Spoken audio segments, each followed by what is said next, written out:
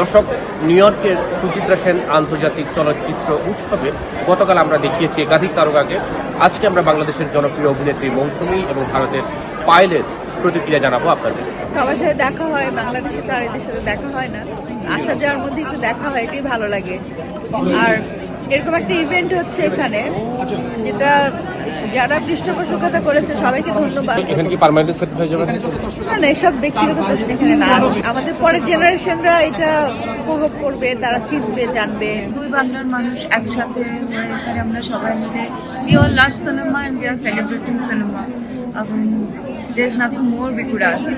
দর্শক, নিউ ইয়র্কের এবারের এই চলচ্চিত্র উৎসবে দুই বাংলার জনপ্রিয় অভিনেত্রী ঋতুপর্ণা, বাংলাদেশের জনপ্রিয় অভিনেতা ফেরদৌস, চঞ্চল চৌধুরী সহ অনেকেই উপস্থিত ছিলেন।